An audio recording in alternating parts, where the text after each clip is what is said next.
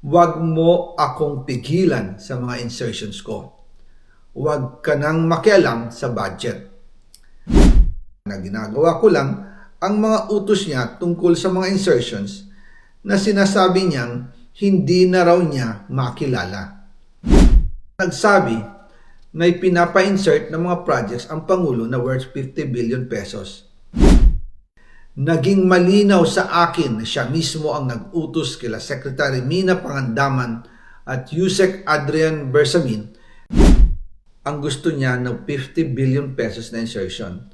Ngunit ang sagot ng Pangulo, humingi ka ng bago or dagdag na insertions. Bakit hindi niya agad tinanggal noon pa? Kasi mismo siya ang nagbibigay ng utos. Ako mismo ang nakasaksi at nakausap ng mga taong direktang sangkot. Hindi lang po ang Pangulo ang may insertion sa budget. Pati po si Congressman Sandro Marcos,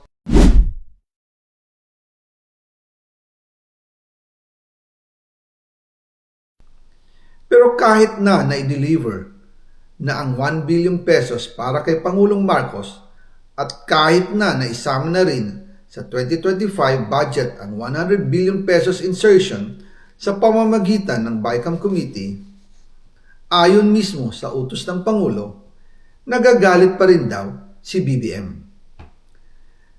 Kaya noong February 2025, sumulat po ako ng isang confidential letter kay Pangulong Marcos. Doon ko ipinaliwanag na ginagawa ko lang ang mga utos niya tungkol sa mga insertions na sinasabi niyang hindi na raw niya makilala. Ilalabas ko po ang sulat ko sa Pangulo kasama ng bidyong ito. Si Yusek Jojo Cadiz ang nag-ayos ng aming meeting noong March 2025 sa 1201 Aguado Street, tapat ng Malacanang, Gate 4. Pero sa halip na kumalma ang Pangulo, lalos lang siyang nagalit.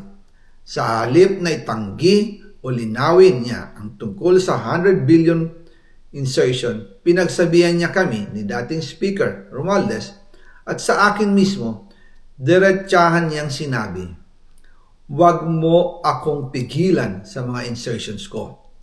Huwag ka nang makialam sa budget." Dahil sa mga binitawang salita sa akin ni BBM, naging malinaw sa akin na siya mismo ang nag-utos kila Secretary Mina Pangandaman at Yusek Adrian Bersamin na ipasok ang 100 billion pesos worth of projects.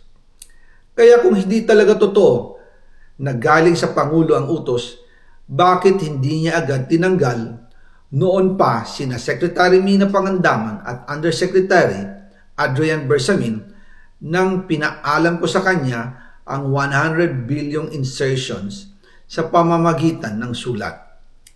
Bakit ngayon lang nila pinag-resign kung kailan nalaman ng publiko ang tungkol dito? And also kinausap ako ni Yusek Jojo Cadiz at nagsabi na ipinapa-insert ng mga projects ang Pangulo na worth 50 billion pesos. And sinabi ko kay Yusek Jojo na meron ng instruction kay Secretary Mina Pangandaman at Yusek Adrian Bersamin about the 100 billion pesos insertion. And sabi niya, kakausapin niya ang Pangulo na kung pwede, doon na lang i-charge ang gusto niya ng 50 billion pesos na insertion. Ngunit ang sagot ng Pangulo, humingi ka ng bago or dagdag na insertions. Doon po nakita at naramdaman na hindi pwedeng sabihin ng Pangulo na wala siyang alam sa mga nangyayari.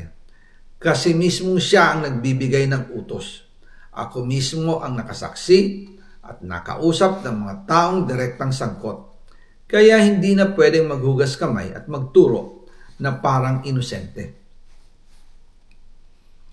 At kung titingnan ninyo ang 2026 budget, may panibago siyang 97 billion insertions.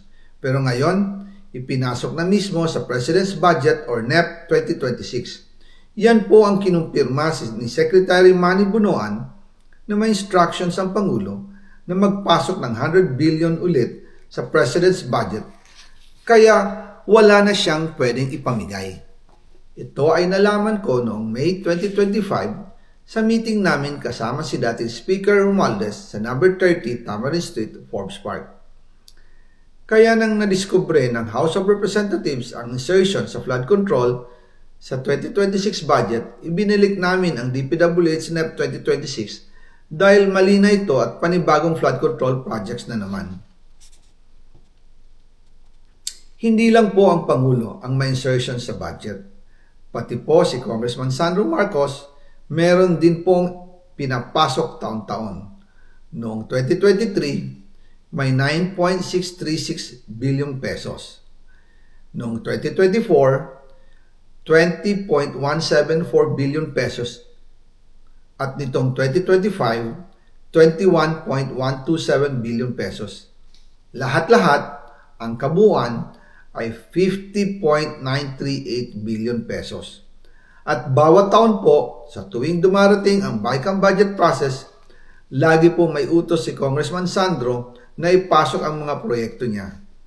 Nalaman ko na lang sa mga contractor na galit siya sa akin noong pinag-uusapan na ang 2025 GAA budget.